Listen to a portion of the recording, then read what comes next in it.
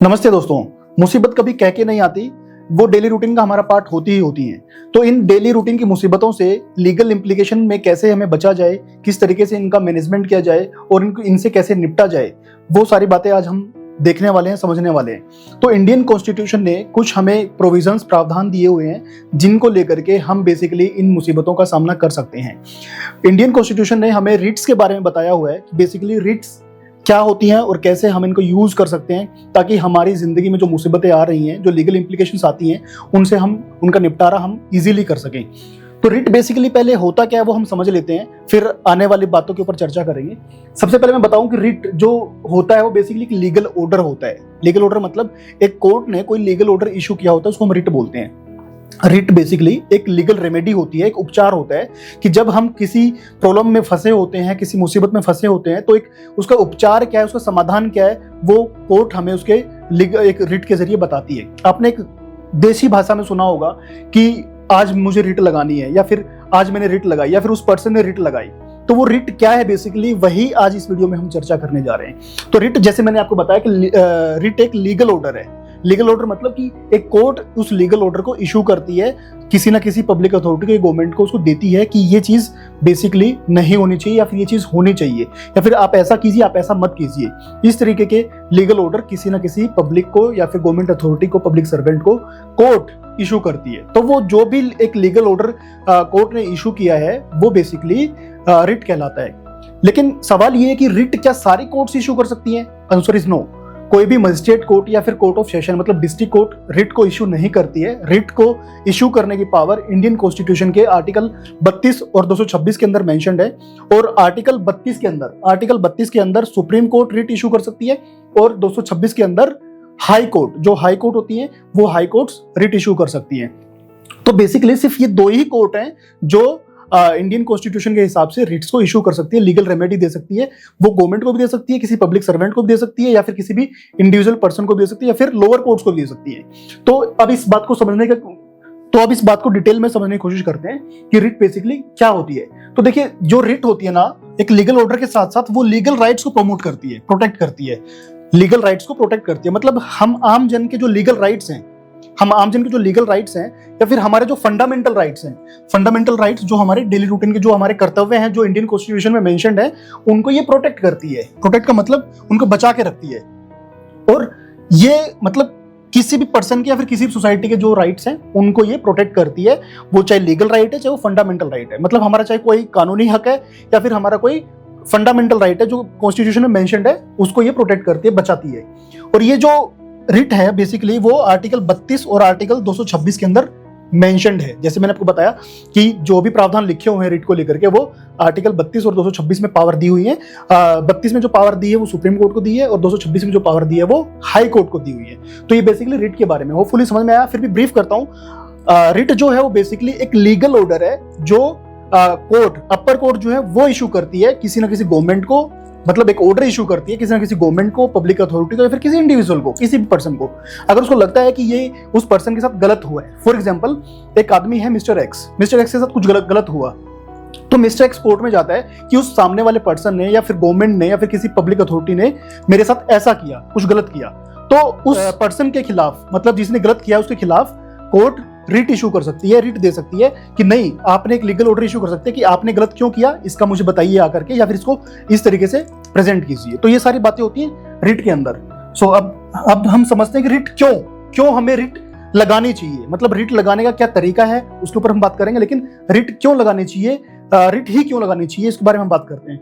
तो सबसे पहले मैं बताता हूँ कि रिट एक लीगल रेमेडी है। जैसे मैंने बताया कि एक लीगल उपचार है कि इसको कोर्ट इशू करती है कि जब भी कोई समाज में कोई ऐसी घटना होती है, कोई ऐसी दुविधा उत्पन्न होती है, तो हम उसकी लीगल रेमेडी एक रिट के जरिए ले सकते हैं।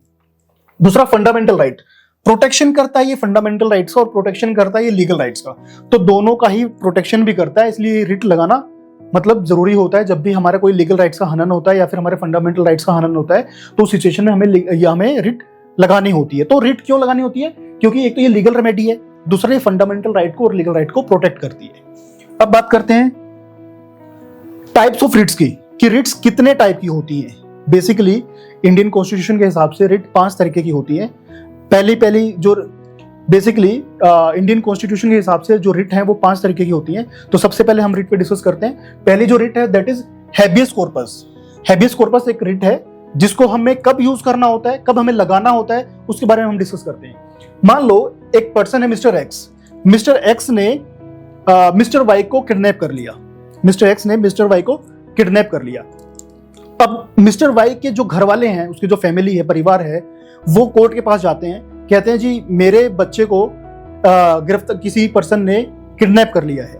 तो सिचुएशन में कोर्ट क्या करेगी? कोर्ट पुलिस को इन्फॉर्म करेगी, उनको एक नोटिस इशू करेगी कि आप जो भी है फटाफट जो भी कार्रवाई करनी है उस पर्सन को जो किडनैप्ड है उसको बचा करके हमारे सामने पेश करो। एक टाइम लिमिट उसको इशू कर सकती है। ये सिचुएशन कब आती है? जब क्या होता है कि किसी पर्सन ने किसी दूसरे पर्सन को किडनैप कर लिया और पुलिस उसमें लापरवाही कर रही है। जब पुलिस लापरवाही कर रही है तो एक आमजन के पास क्या ऑप्शन होगा? वो सीधे कोर्ट में आ सकते हैं और कोर्ट में एक रिट पेश कर सकते हैं, जिस रिट का नाम है हैबियस कॉर्पस। हैबियस कॉर्पस का मतलब ये हुआ कि वो जो पर्सन है जिसको डिटेंड किया गया है, जिसको किडनैप किया गया है, मतलब उसको डिटेंड बोलते हैं, उसको इलीगल डिटेंड बोलते हैं, मतलब बिना किसी वजह के उसको किडनैप कर रखा है। तो उसके हिसाब से कोर्ट में जाकर के हैबियस कॉर्पस की रिट लगा सकते हैं। वो हाई कोर्ट में भी लग सकती है और सुप्रीम कोर्ट में भी लग सकती है। तो उसके हिसाब से उस पर्सन को कोर्ट में अपीयर होने के लिए, प्रेजेंट होने के लिए पुलिस को इंटीमेशन या ऑर्डर दिया जा सकता है कि आप फटाफट उसके ऊपर कार्रवाई कीजिए और हमें बताइए कि कब तक आप इसको हमारे सामने पेश कर सकते हैं। दूसरी बात, कई बार ऐसा होता है कि पुलिस भी बिना किसी आधार के, बिना किसी ग्राउंड के किसी पर्सन को अरेस्ट कर लेती है, गिरफ्तार कर लेती है। तो सिचुएशन में भी जो अफेक्टेड पर्सन है, जो फैमिली है उस अफेक्टेड पर्सन की, वो कोर्ट में जाकर के ये रिट लगा सकती है उन पुलिस वालों के अगेंस्ट भी कि इस पुलिस वाले ने या फिर इस पुलिस स्टेशन ने हमारे इस बेटे को या फिर हमारे इस भाई को, हमारे इस रिलेटिव को अरेस्ट किया हुआ है और अभी तक इसको कोर्ट में पेश नहीं किया है। तो वो कोर्ट उसको पेश करने का ऑर्डर दे सकती है और ये सारी चीजें हैबियस कॉर्पस के अंदर आती हैं। तो हैबियस कॉर्पस का मतलब समझ लीजिए, जब भी कोई इलीगल डिटेंशन होती है, इलीगल अरेस्ट होता है, इलीगल डिटेंड होता है कोई पर्सन, तो उस सिचुएशन में हैबियस कॉर्पस की जो रिट है वो काम आती है। तो ये जो रिट है इशू कौन कर सकता है, मतलब कौन इसको अप्लाई कर सकता है? अप्लाई कौन कर सकता है? वही पर्सन जो अफेक्टेड पर्सन होगा, वही इसको अप्लाई करेगा। ऑब्वियसली बात है कि ऐसा तो नहीं कि कोई भी अप्लाई कर देगा। तो जो पर्सन अफेक्टेड है उसको अप्लाई कर सकता है। या फिर जिसकी नॉलेज में ये बात आई कि नहीं वो पर्सन इलीगल रिस्ट्रेंड है, इलीगल अरेस्ट किया हुआ है या फिर इलीगल डिटेन किसी ने पकड़ा हुआ है, तो उसको अगर उसकी नॉलेज में बात है तो वो पर्सन भी उसको अप्लाई कर सकता है, फाइल कर सकता है कोर्ट में। तो ये बेसिकली एक रिट पिटीशन का पहला है हैबियस कॉर्पस। तो इसमें मेंशन भी है कि पुलिस ऑफिसर ने, किसी पर्सन ने अगर कोई इलीगल डिटेन किया हुआ है तो वो उसके में आता है और तो कोर्ट उसमें ऑर्डर दे सकती है कि उस पर्सन को प्रेजेंट होने के लिए कि आप आइए और बताइए कि कब तक आप इसको हमारे सामने पेश करेंगे। अब दूसरी रिट की बात करते हैं। सेकंड रिट है मेंडेमस। मेंडेमस जो रिट है वो बेसिकली गवर्नमेंट जॉब्स में ज्यादा यूज होती है। जब गवर्नमेंट जॉब्स की बारी आती है, कई बार होता है कि गवर्नमेंट जॉब गवर्नमेंट ने निकाली, कोई वैकेंसी निकाली और वो वैकेंसी या तो रद्द कर दी या फिर उस वैकेंसी में कोई चीटिंग हुई है या फिर कोई ऐसा घपला हुआ है जिसकी वजह से मतलब जो एप्लीकेंट्स हैं वो अफेक्ट हो गए, है ना। तो वो क्या करते हैं, कुछ लोग मिल करके कोर्ट में रिट लगाते हैं। तो रिट ऑफ मेंडेमस वो रिट लगती है। बेसिकली ये होती क्या है, ये कोर्ट इसको इशू करता है और किसी भी गवर्नमेंट या पब्लिक अथॉरिटी की इशू होती है ना, कि अपनी ड्यूटीज को परफॉर्म करने के लिए, मतलब गवर्नमेंट की या फिर उस पर्सन या फिर पब्लिक अथॉरिटी की जो भी ड्यूटीज होती हैं उनको परफॉर्म करने के लिए ये रिट इशू की जाती है।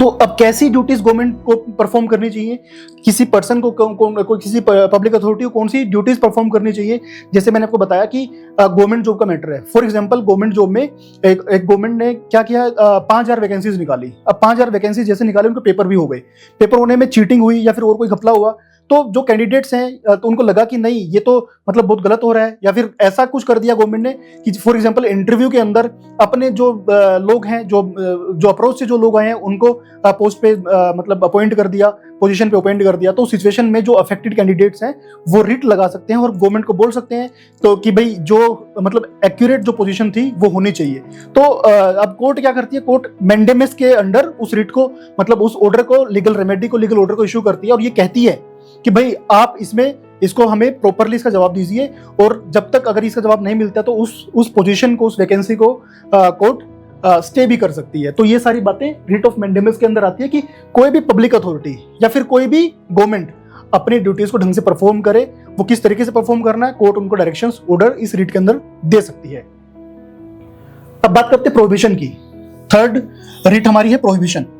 प्रोहिबिशन का मतलब ये होता है कि जब भी कोई लोअर कोर्ट की ज्यूरिसडिक्शन के अंदर कोई मैटर नहीं आता है, लेकिन फिर भी वो लोअर कोर्ट बेसिकली उस मैटर को सुन रही है, तो सिचुएशन में अपर कोर्ट मतलब हाई कोर्ट या सुप्रीम कोर्ट एक डायरेक्शन इशू कर सकती है कि आपकी जुरिडिक्शन में मैटर ही नहीं है, तो आप क्यों इसके ऊपर आप मतलब सुनवाई कर रहे हैं, क्यों आप अपनी लीगल प्रोसीडिंग इसके ऊपर कर रहे हैं। तो उन लीगल प्रोसीडिंग को स्टॉप करने के लिए ये प्रोहिबिशन की रिट एक अपर कोर्ट लोअर कोर्ट को इशू कर सकती है। और इसको अप्लाई कौन करेगा, फाइल कौन करेगा रिट पिटीशन को, वही जो अफेक्टेड पार्टी होगी। तो अफेक्टेड पार्टी जैसे लगता है कि भाई फॉर एग्जांपल एक कोर्ट में मैटर चल रहा है, जो लोअर कोर्ट है, जो मजिस्ट्रेट कोर्ट है या फिर कोई कोर्ट ऑफ सेशन है, उसके अंदर वो मैटर चल रहा है और लगता है कि किसी पर्सन को कि नहीं इसके अंदर तो मैटर चलना ही चाहिए, तो जुरिडिक्शन ही अलग है इसकी, तो टेरिटरी मतलब जो एरिया है, जो काम करने का एरिया है, वो इस कोर्ट में के अंदर नहीं आता है, वो किसी दूसरी कोर्ट में होना चाहिए। तो जो अफेक्टेड पर्सन है वो कोर्ट में जा सकता है और रिट की पिटीशन फाइल करके एक डायरेक्शन इस लोअर कोर्ट को दिलवा सकता है। इसमें मेंशन है कि देखिए issued by the upper court, मतलब जो रिट ऑफ प्रोहिबिशन है वो इशू करती है अपर कोर्ट, किसको, लोअर कोर्ट से ट्राइब्यूनल को। कोई जो ट्राइब्यूनल है फिर कोर्ट है उसको वो इशू करती है। और किसके लिए इशू करती है कि स्टॉप द प्रोसीडिंग्स, कि अपनी प्रोसीडिंग को स्टॉप कीजिए जो which are not in jurisdiction, जो आपके एरिया में ही नहीं है, जो काम का एरिया आपका है, जो आपका टेरिटरी है जिसमें आपको काम करना है, उससे बियॉन्ड कोई अगर कोई आपके पास कोई मैटर आया तो उसको आप कैसे सुन सकते हैं, तो उसको आप उस लीगल प्रोसीडिंग्स को स्टॉप कीजिए। ठीक है, किसको बोलती है बात, कोर्ट और ट्रिब्यूनल को। तो ये सारी चीजें ये बेसिकली रिट ऑफ प्रोहिबिशन के अंदर आती हैं।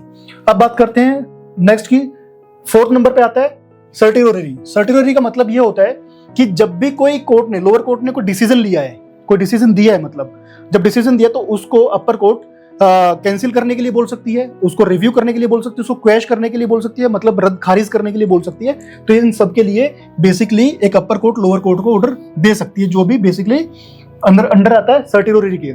सर्टिरोरी का मतलब ये होता है कि कोई भी ऑर्डर कैंसिल करना है, मॉडिफाई करना है, चेंज करना है, मतलब ऑल्टर करना है, क्वेश करना है या फिर रिव्यू करना है, तो वो अपर कोर्ट लोअर कोर्ट को उसका ऑर्डर दे सकती है।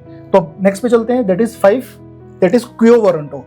क्यो वारंटो का मतलब ये होता है कि अगर हमने फॉर एग्जांपल किसी पर्सन को चैलेंज करना है, एग्जांपल एक गवर्नमेंट ऑफिसर है जो एक इलीगल पोजीशन को होल्ड करके बैठा है, इसको थोड़ा डिटेल में और एग्जांपल से समझते हैं कि एक पर्सन है मिस्टर एक्स, उसने क्या किया कि एक पोजीशन को होल्ड किया, लेकिन उस पोजीशन को होल्ड करने की, मतलब उस वैकेंसी को होल्ड करने की जो मैक्सिमम एज क्राइटेरिया था, एग्जांपल वो 30 साल था, 30 इयर्स, कि 30 साल तक का मैक्सिमम एज का जो पर्सन है वो इस पोजीशन को होल्ड कर सकता है। मान लो किसी एक डिपार्टमेंट में अकाउंटेंट की वैकेंसी निकली, गवर्नमेंट डिपार्टमेंट में अकाउंटेंट की वैकेंसी निकली और उसकी मैक्सिमम जो क्राइटेरिया एज है वो 30 साल है, कि 30 साल से ज्यादा का पर्सन अकाउंटेंट के लिए अप्लाई नहीं कर सकता। लेकिन एक पर्सन ने 35 साल का जो पर्सन है उसने उसके लिए अप्लाई कर दिया और उसका फॉर्चुनेटली या फिर अनफॉर्चुनेटली उसकी वो ड्यूटी ज्वाइन हो गई किसी ना किसी अप्रोच से, किसी ना किसी सिफारिश से। तो अब किसी पर्सन को लगता है, बाहर वाले व्यक्ति को लगता है कि ये पर्सन तो 35 साल का है या ये पर्सन तो 40 साल का है जो अभी जिसने ये पोजीशन को ज्वाइन किया है, तो उस पोजीशन को वो पब्लिक पर, वो पर्सन, कोई भी इंडिविजुअल पर्सन उसको चैलेंज कर सकता है ना, इस रिट के थ्रू, कि बेसिकली अगर आपने इस पोजीशन को इलीगली होल्ड किया हुआ है तो आप उस पब्लिक ऑफिस को आप छोड़ दीजिए, खाली कर दीजिए, आपको चैलेंज किया जा रहा है। और वो क्यो वारंटो के थ्रू किसी ना किसी हाई कोर्ट में वो पिटीशन लगेगी अंडर क्यो वारंटो और उसके बाद वो उस पर्सन को चैलेंज किया जा सकता है। तो कोर्ट इसमें डायरेक्शन दे सकती है कि आप आके हमें बताइए कि ये बात सच है कि नहीं है, अगर सच है तो इसको फटाफट रिलीज कीजिए, इसको वैकेट कीजिए। तो ये सारी बातें आती हैं रिट्स के अंदर।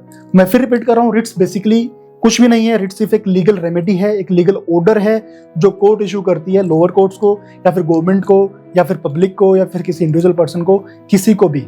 वो मतलब जब भी कोई लीगल ऑर्डर इशू होता है इन रिट्स, इन 4-5 रिट्स के अंडर, 5 रिट्स के अंडर जो ऑर्डर इशू होते हैं उनको हम रिट्स बोलते हैं, पिटीशन बोलते हैं, जो अंडर आर्टिकल 226 और आर्टिकल 32 वो फाइल होती हैं। अंडर आर्टिकल 32 जो फाइल होती है वो सुप्रीम कोर्ट में होती हैं और आर्टिकल 226 वो हाई कोर्ट्स में होती हैं। तो होपफुली आपको समझ में आया कि बेसिकली रिट्स का डेली रूटीन में भी क्या यूज हो सकता है। तो जब भी ऐसी कोई प्रॉब्लम आपके सामने आती है कि भाई कोई लीगल इम्प्लीकेशन आती है आपके सामने और लगता है कि नहीं इसका तो रिट के थ्रू कोई ना कोई सोल्यूशन हो सकता है, तो होपफुली ये आपके नॉलेजेबल पॉइंट के हिसाब से अच्छी होगी कि ये आपको समझ में आया कि हाँ सच में रिट्स कितनी फेथफुल है, कितनी फ्रूटफुल है हमारे लिए, कितनी बेनिफिशियल है। सो होपफुली आपको ये सारी बातें समझ में आई होंगी। तो मिलते हैं किसी नेक्स्ट वीडियो में, तब तक के लिए जय हिंद, जय भारत।